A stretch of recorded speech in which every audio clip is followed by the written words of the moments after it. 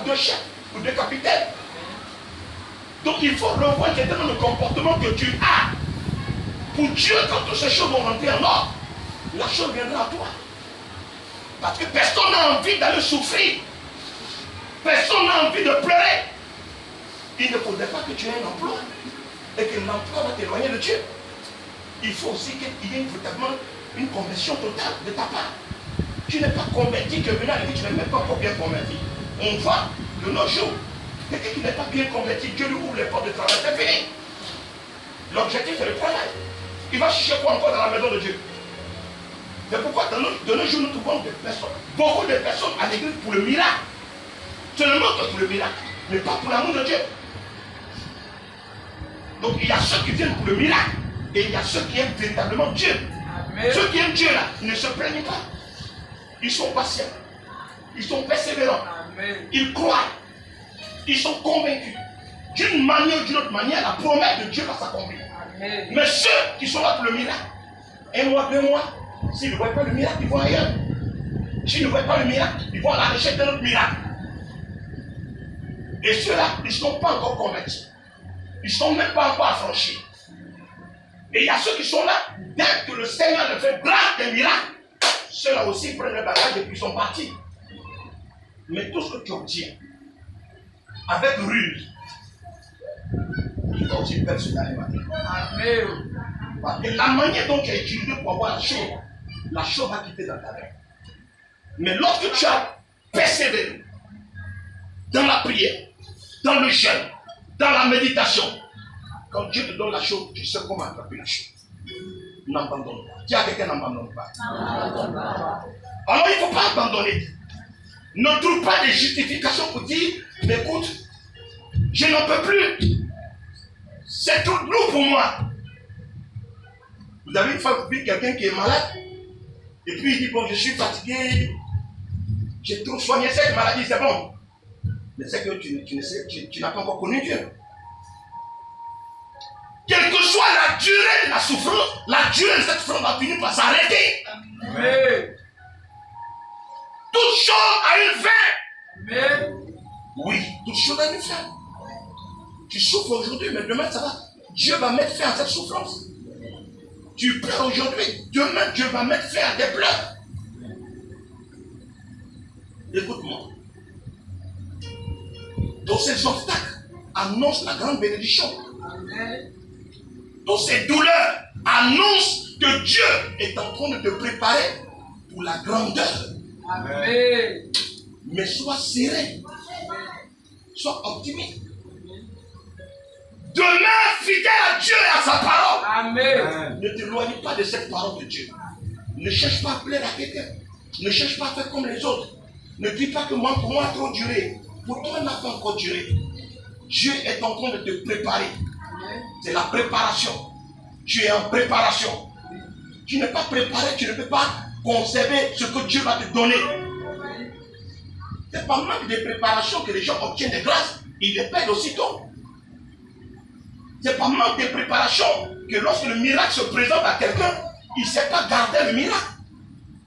Parce qu'il n'a pas été préparé à cela.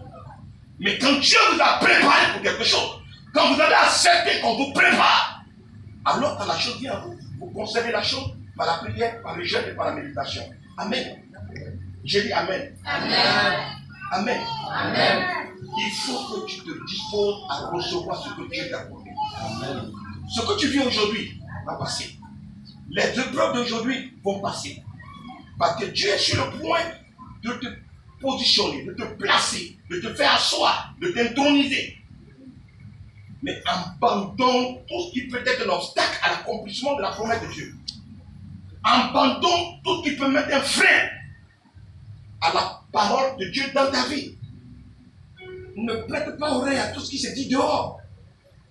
Ne prête pas oreille à ceux qui pourront dire non, mais écoute, mais t'as tout duré à l'église, depuis là, tu n'as pas encore eu un mari. Mais écoutez, au-delà du mariage, tu es un sauveur. Amen. On peut avoir un mari et puis perdre son âme. D'accord, c'est ça. Je peux me marier et puis je peux perdre mon âme.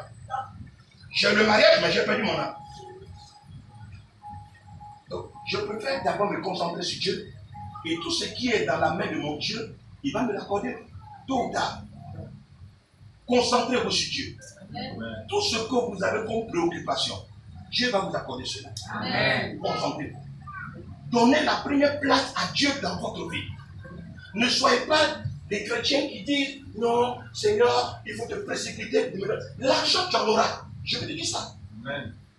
Tu en auras l'argent. Mais quand Dieu te donnera cet argent, qu'est-ce que tu as fait de cet argent? Est-ce que tu as un projet? Pour Dieu d'abord. Je ne parle pas de toi. Est-ce que tu te lances? Tu vas utiliser cet argent pour investir pour l'œuvre de Dieu avant maintenant de penser à toi-même. Si ton argent va t'éloigner de Dieu, si Dieu va te donner l'argent et que Dieu va t'éloigner de Dieu, ça ne vaut pas la peine.